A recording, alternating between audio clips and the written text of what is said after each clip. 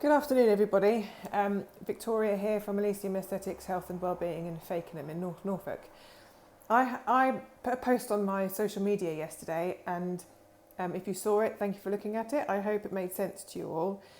The thing that has really made me passionate about writing posts like that is that it's really important that people choose their practitioner with knowledge behind them, because we are in a place where aesthetics is developing and growing all the time, and there is no regulation in place. So we as healthcare professionals, so that's doctors, dentists, nurses and prescribing pharmacists, all belong to regulatory bodies. And this is probably the single most important thing to get from this video. I really want to explain what that means, because when you have a medical registration, you belong to a governing body. So for me, it's the Nursing and Midwifery Council. When you belong to the Nursing and Midwifery Council, you have to live by a code. You don't just have to work by the code, you have to live by the code. And it's really important that we all stick to this code. So one of the most important things from the code is that we work within our competencies. So when you work within your competencies, it means you're educated, you have experience, and you feel confident that you can provide the treatments or services that you're providing. You don't just have to feel confident, you have to be assessed as being competent. That is the most important thing, I think, that we have to consider when it comes to aesthetics. We all have to have a certain amount of, a lot of integrity. We have to be ethical, we have to have values that we live by, but for me, working within my competencies and persuading and supporting other people to work within their competencies is essential. You have to push the boundaries in certain things to develop, but you have to still be competent to carry out the treatments and services that you are carrying out. Learning and everything else, this huge field, but living and working within that code, and particularly within our competencies, is important. When you are a registered medical professional, a registered professional in healthcare, you belong to this governing body, whichever it might be. So you've got the General Dental Council for dentists, you've got the General Medical Council for doctors, and the General Pharmaceutical Council for pharmacists. When you're registered on those registers, you can literally go to the Nursing and Midwifery Council website, type my name in, Victoria Reynolds, and I will appear, and it will tell you about my registration. I'm on the Nursing and Midwifery Council, I'm a general nurse, and I am a nurse prescriber. So they have to be listed on the Nursing and Midwifery Council website. If you look at any doctor, any dentist, any pharmacist, they have to be registered on the governing bodies. If they're not on there, but they're telling you they're a nurse or a dentist or a doctor, or a prescribing pharmacist, then they're not a registered person. To be a registered person, you also have to have a professional qualification. And when I did my nursing diploma, you couldn't do a nursing degree. That was back in 1998 when I started my training, and I qualified, finished, passed out, graduated, whatever you want to say, in 2001. That was my first qualification in nursing. Nursing is a professional qualification. I then did years of practice, and then I got a degree, which was my nurse practitioner degree. I also trained, all of those years where I wasn't physically doing an actual degree pathway, I was doing lots of other study alongside my practice. And every single doctor, dentist or nurse that you see will have done that. We all do lots of other study after we finish our first qualification to actually get on the register. I believe that today, the minimum requirement is a degree, and the minimum requirement to get on the register would be a degree which is now level 6, university level. This isn't some random level 6 or some random level 7, which is a master's degree. This is university level professional qualification in order to get on one of the registering bodies. Next thing that I want to point out is that in order to even pass out as a general, to get onto the General Medical Council registration, the Nursing and Midwifery Council body, or the Dental Council, then you must have all sorts of things assessed. And to get those things assessed is things like working from a sterile field, basic consultations, being able to assess a patient, being able to recognise when things are going wrong with patients, being able to assess mental, physical, emotional health, all sorts of things. It is 3 to 5 years of extreme study and experience, minimum, foundational level, even to get on the register. So you have to jump through, I don't know how many hoops, but it is a lot. For me, for being a nurse, you have to learn so many basic fundamental skills to give you the basic skills to then start practicing in your own practice, as in going on the wards, working in a practice, basic fundamental skills that underpin everything else you do when you start to then specialise in something else. When I qualified as a nurse in 2001, you had to have a minimum of 2 years hospital experience to go into primary care. To specialise in aesthetics, you really, really should have a minimum level of your nursing qualification, and then a minimum of 2 years in hospital. And it's not just a case of learning basic skills, it's a case of learning the basic skills and then developing on them as you go through your career and your practice. And while you're doing that, you need to have people around you who can teach you new things and make sure that you're doing the things that you already know right. And then if something goes wrong, you need to be able to know how to recognise it, treat it, and have this resources in place in order to be able to help that person with a complication, or if they've deteriorated in some way.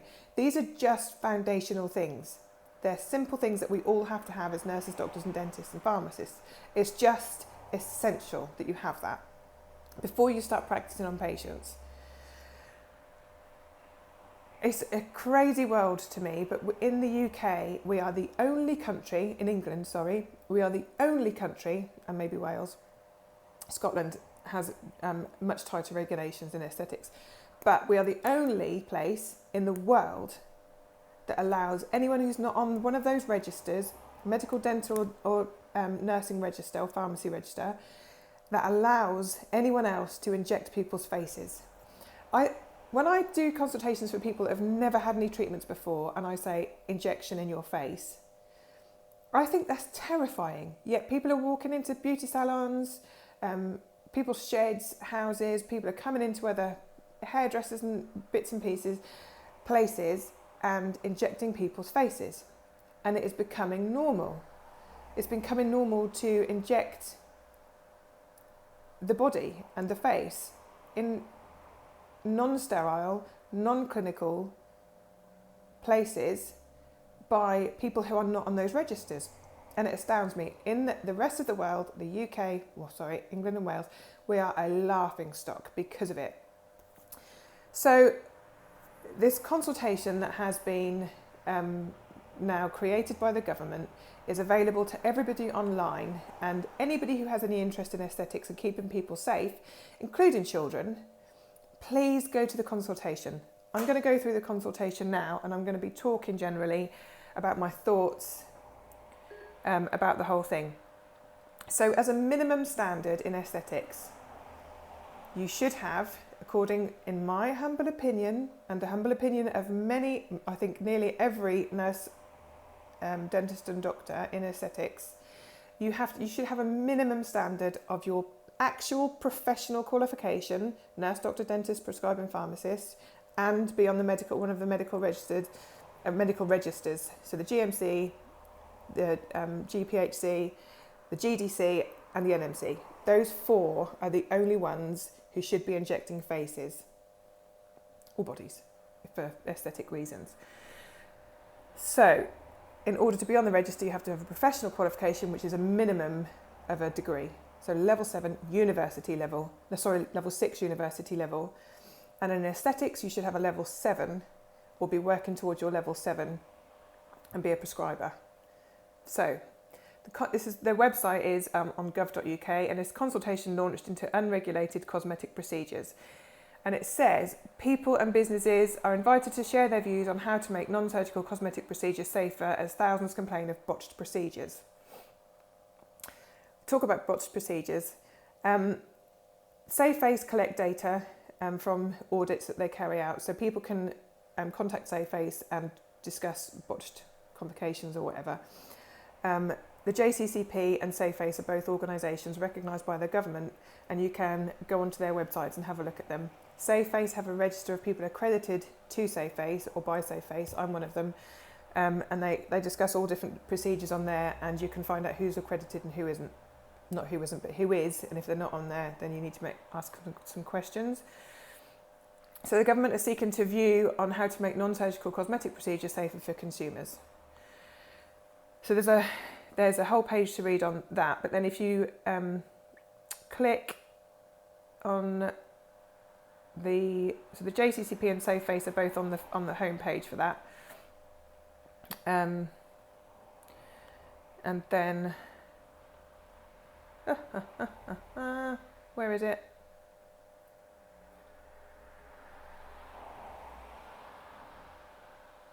It closes next Saturday on the 28th.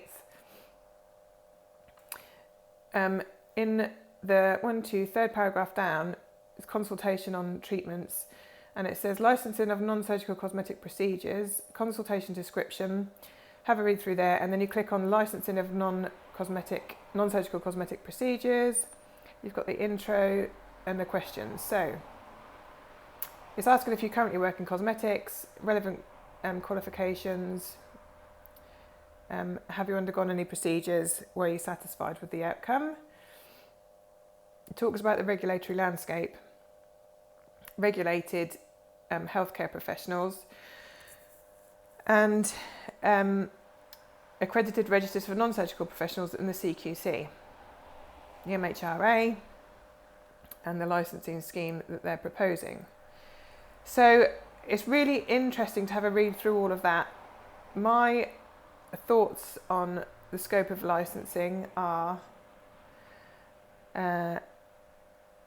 all to do with this. So the consultation is talking about green, amber and red categories. So in the green category, which is the procedures with the lowest risk of complications, they're saying that all practitioners are eligible to perform licensed procedures where they meet the agreed standards. We don't know what the agreed standards are yet. So it's microneedling and mesotherapy. They use needles, and mesotherapy is injections just in the skin. IPL, LED, they're light therapies. Chemical peels, which help to, it says destruction only of the viable epidermis, which is the surface of the skin. No needle fillers, which use pneumatic devices, and micropigmentation, semi-permanent makeup, non-ablative laser hair removal, photo rejuvenation with laser. So they're considered the safest procedures that anyone can do as long as they meet minimum standards, which you don't know about yet. And then amber includes botulinum toxin injections, semi-permanent dermal fillers, biorevitalization with hyaluronic acid fillers, vitamin and mineral injections, PRP, microsclerotherapy, which is injection into the little spider veins in your legs using a substance, prescription only, weight loss injections, and lots of other things that we do, plasma, non-ablative laser, prescription only treatments. And what they're saying with those is that amber procedures only need a licensed aesthetic practitioner, so it has to be an aesthetic practitioner, not necessarily a registered medical practitioner, with oversight of a regulated healthcare professional. So I could oversee somebody who met those standards and inject all of these things. Now, all of these things here on the amber list, most of us in the registers believe that they should be in the red group for all sorts of reasons. And then the red group are specialist procedures, things like thread lifts, including threads and cogs, hair restoration surgery, augmenting the breasts and buttocks. So they're dermal fillers that beauty therapists are doing at the moment. Seriously, I don't do them because they're dangerous. Hay fever injections, which you can get now on the high street, which are also incredibly high risk. They're high risk. Liposuction, deeper chemical peels, lasers, which go to the deeper layers of the dermis, CO2 lasers, And the provision of green and amber procedures, where the circumstances meet the CQC regulated treatment of disease, disorder or injury, and all intravenous injectables and infusions. So, I filled this consultation out quite a long time ago, and it bothers me. So, the green procedures, I believe, mostly should be in amber. The amber procedures should be in red, and the red should be specialists.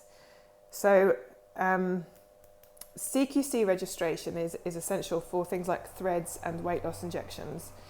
I was CQC registered until I moved premises and changed my business entity, and I had to cancel my CQC registration, and I've re-registered under my new business entity. That's all part of just business structure.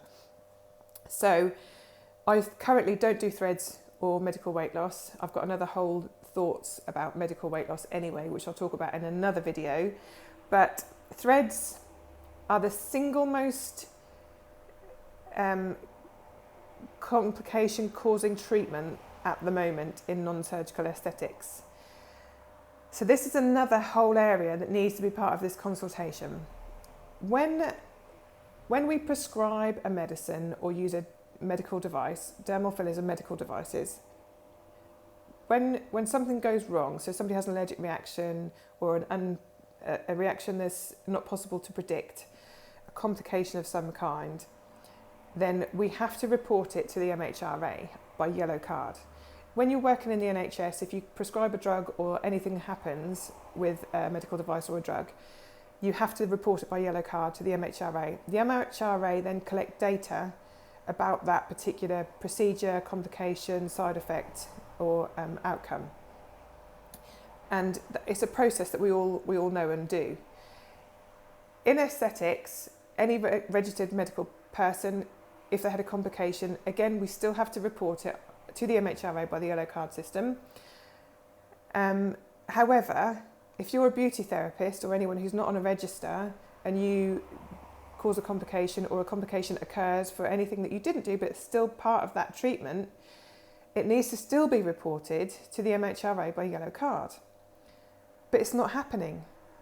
And we know it's not happening because people are turning up to clinics and to NHS primary care and urgent care and hospitals, and they're not being reported. So there isn't enough data. There's no data being collected. So the MHRA are now contacting the British College of Aesthetic Medicine to ask them for data on complications. So what we do know from the data that has been collected is that thread treatments, thread lifts, whatever people want to call them, PDO, COG, and I don't know if Silhouette actually has any complications reported because they're only done by medics, but other threads are causing the highest increase and the most complications. Yet you can go into local beauty salons, even in Norfolk, little old Norfolk, and have threads put in your face that reposition tissues, that do or don't dissolve fully and completely, that can cause collagen type 3, which is really fibrous collagen, and you can just have it done without that person being a medic, without that person being registered to the CQC. If you have a complication, how is it going to be treated? Where is it all coming from? Where are the threads coming from? How are they going to manage you if you have an issue? What is going to happen? So if we know that threads, even performed by medics, are causing the highest rise of complications, whatever is happening on the high street or in people's homes or in clinics that aren't regulated, we don't know. So it's really important that if you are going somewhere for threads, if you're thinking about having threads, go to a regulated, CQC registered clinic and a medical professional, please, because the risk of complications with threads is higher than with anything else, non-surgical. You have to jump through so many hoops to be CQC registered, and the CQC are behind in their registrations anyway. So if you take nothing away from this video, take that. So to be Safe Face accredited, you also have to be inspected. To be CQC registered, you have to be inspected. And they look at everything. So they look at you as a person, they look at your history in medicine, they look at, or nursing or whatever, They look at your storage, cleanliness, record keeping, audits, your qualifications, your insurance, that you're updated all the time. To be on a register, you have to keep up to date with everything as well. You have to do your CPD, you have to do your interviews, you have to do everything. So it's really hard to stay on a register, be on a register, and to be on the CQC and SafeFace and all of the other organisations that you can join. I'm not saying that you have to be on all of them, but at least be on one of them. And if you're doing threads, weight loss injections, or any of the CQC regulated activities, you need to be registered. So that all of this stuff is public knowledge. It's all available to you. So if you're considering having any aesthetic treatments, please check the person and the premises above everything else. Don't even book a consultation until you know that that person is on a register and accredited and up to date with everything. So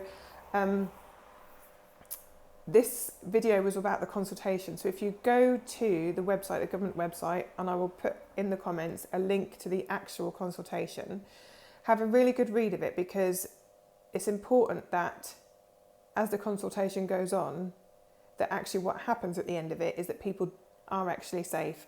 This government has really been slack at making this safe. I know we've had COVID, but we've had COVID in every country in the world. It's not just the UK, not just England. So go to the website, have a read of everything on the front page, and then answer the questions how you think they should be answered. But if you read everything and consider what I've said, basic skills for nurses, dentists, doctors, prescribing pharmacists are that they've got a minimum of a degree, a minimum, hopefully before they go into aesthetics, of 2 years postgraduate or post-registration experience looking after patients. That's really important, that the clinic is clean, that they are insured, and that they are educated and experienced to carry out the procedures that they're promising to carry out safely. So they also need to be able to manage complications, and to be managing complications, you need to be able to recognise the complications when they occur. But most importantly with complication management is that you do everything in your power to prevent complications occurring anyway. So prevention is always better than cure. So your patients have to be assessed and consulted as a primary thing. They have to be suitable for the treatment that you're considering. They have to be medically fit. They must have no body dysmorphia or kind of signs of mental health that may mean that what you're doing is actually going to make them feel worse about themselves.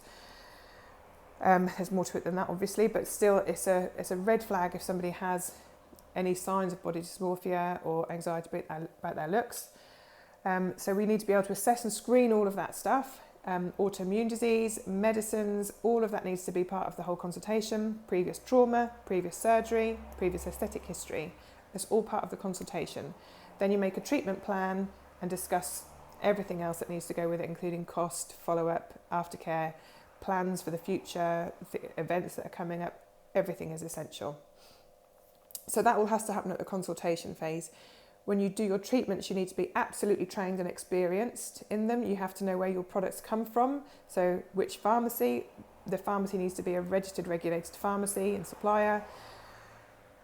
Everything in the clinic needs to be up to standard. So fire doors, policies, work alone policy, lone working policy, all of these things.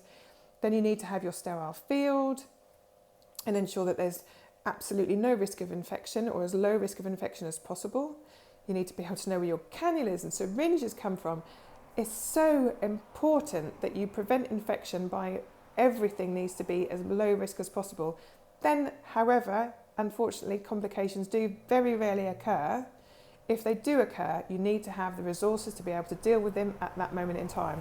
Resources are knowledge, medicines in the cupboard, experience and training and education in recognising and treating complications, and then having a whole network of other medics that you can rely on and speak to should you need help. So for me, I've got ACE and CMAC membership. It is a huge, huge field of medicine, not beauty therapy. And all of this stuff is so important. But working within our code of conduct, that's called the code, working within our competencies. So for anyone who's looking at me and thinking, oh my God, you're just a nurse, you don't know, or you're a beauty therapist and you're doing these treatments, bear in mind that if you're a beauty therapist or somebody doing these treatments and you're not on the medical register, bear in mind that you have paid out a lot of money for your training. I understand that. You're probably paying a lot of money for your insurance and your products, and you're probably paying a lot of money for marketing, your business, and you're putting a lot of time and effort into it, and I get that. I genuinely do. But at some point, if you're doing aesthetic treatments, you may get a complication, and you are going to need to know that you are working to evidence base, not just by what somebody's told you to do on Facebook. If somebody's told you to inject here to get rid of these lines up here, and you don't, and you cause a ptosis, or God forbid an infection, putting it on Facebook and somebody saying, just inject there, just inject 1 unit of Botox just there, and you have to go to court and defend what you've done, and you said, someone on Facebook told me to do it, you have nothing to back you up. You must know the evidence. And if you're watching this and thinking you don't know what you're talking about, I do know what I'm talking about. And I hope and pray that this field, this whole industry, whatever you want to call it, is something that we regulate, and that people who shouldn't be injecting stop injecting, because when people are being harmed already, I'm hoping that it's going to change and that people will be at much, much less risk. I'm not sure that this government really knows what it's doing with it, and I'm hoping that they're going to listen to the actual bodies like the British Association of Cosmetic Nurses. But if you are injecting people and you are not on a medical register and something goes wrong, you really need to think carefully about how you're going to manage it. And just having someone down the road with some Hyalase, or someone down the road who can prescribe you some antibiotics, or you have gone to an academy and a beauty therapist has told you where to inject, and you inject the wrong thing in the wrong place in the wrong layer, or you get an occlusion, or anything goes wrong, you must refer your patient on to somebody who knows what to do. Often what's happening is people are being sent to hospital or to GP surgeries, and they don't really know how to manage these complications. And I'm not saying I'm going to manage the complications, although I manage a lot of complications for other people coming in. Having these fundamental skills and these foundations in place is essential, in my humble opinion. So I really want to get this message across to beauty therapists and anyone who's not on a register. I really do not have anything against you. I really do not. I understand how much money and how much time and how much care you've put into your creating your businesses. But at some point, if you do get a complication, it is terrifying to have a complication, and you need to know how to deal with it, and you need to know where to go. And if you've got a box of things like Hyalase in the cupboard, understand where that Hyalase has come from. So Hyalase is something we use to dissolve filler. Know where it came from, check it's in date, and know how to use it. And if you do all of those things and you haven't been able to get rid of the filler to make that better, what will you do? How are you going to manage it? And I'm sure you've been told all sorts of things about storage of medicines and where medicines come from and how to use them. But can you hand on your heart say that you're working within your competency to manage complications and to manage all the things that can go wrong? I'm so lucky in my practice. I do things so carefully and so safely that I've had less than a handful of complications, and they've all been very easy to sort out because I communicate with my patients. I do everything I possibly can to prevent complications happening in the first place. And the few inflammatory responses I've had, I've been able to fix immediately. The ones that have been more difficult are when people have been elsewhere, they've come to me with a complication and I've had to manage it, and I've had to seek help for that on a couple of occasions. But because I've got the help and the resources, the knowledge and the experience to deal with it, I deal with it. And if I couldn't manage it, I would refer on to CMAC. And that's what we have in place in medicine. We always have a referral pathway. Is there anything else I want to say about this? I would love you all to take some points from this video about patient safety the basics being medical registers, so NMC, GMC, GDC, and the General Pharmaceutical Council. People need to be on that. That gives you a level of some reassurance. So check that they're on a register, check that they've got experience, check their qualifications in relation to aesthetics, and if they're qualified in aesthetics and registered and insured, they will have no problem sharing that information with you. No problem at all, because there's public knowledge that we all have access to, that we all should share with our patients if they ask for it. And you should have no issue with that. Check their accreditations, JCCP, SaveFace, check their regulation, if they're regulated with the CQC before you have any weight loss or thread treatments. Check their experience, and you can do that by looking at their reviews on Google or their social media. If you know other patients that they've treated, and you should never hear that from the practitioner, but you might know other people that have talked to you about them, that's all good stuff as well, but don't trust word of mouth. Trust medical register, aesthetics qualifications, insurance and experience. So what else can I say about it? So yeah, medical registers, accreditations, regulations, so that's CQC, and reviews, but they're all as important as everything else. So for beauty therapists or anyone offering treatments that's not on a register, check your competencies,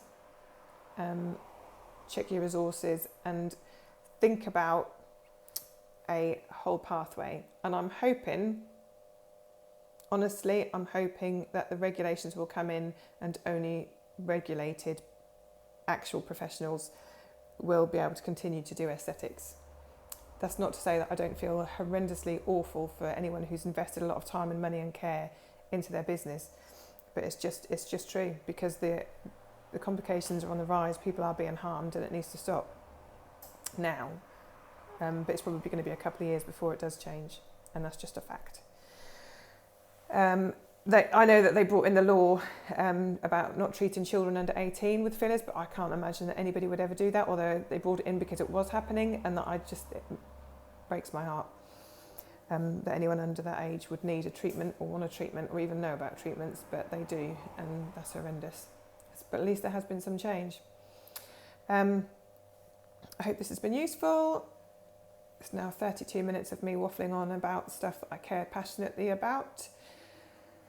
Any questions, I would be happy to answer them. You can message me, and if you are a beauty therapist and you wish me hate, I don't care. You can message me too. I genuinely do feel terrible about the way that people are being ripped off in training, insurance and suppliers. I really, really feel awful about it. But I also think you have a responsibility to your client, you have a responsibility to keep people safe who are in your care. And if you're performing procedures, you're not keeping them safe, because you have not got that fundamental education and experience that I've talked about, that if you're on a medical register, you have that experience, at least as a foundation. So there needs to be a minimum standard in aesthetics, and I'm very hopeful that the regulations will come in and they will meet those minimum standards. If they speak to the right people, so the British College of Aesthetic Nurses, the British Association of Cosmetic Nurses, the British College of Aesthetic Medicine, SaveFace, JCCP, definitely SaveFace, definitely the CQC needs to be involved, definitely SaveFace. How they're going to put it out there, I don't know. Whether councils are going to manage it, it's going to be expensive probably. But still, it needs to happen. And I'm glad that regulation is at least moving forward. I just hope it moves forward in the right way. And if you could all go on the consultation, I'll put it in the comments and have a read and answer any questions that answer the consultation based on what you feel is right. Okay, sorry about the length of the video, sorry about my waffling and my accent, because I'm from Norfolk and I love it. Sorry about my lack of makeup, but I don't care. And have a good weekend.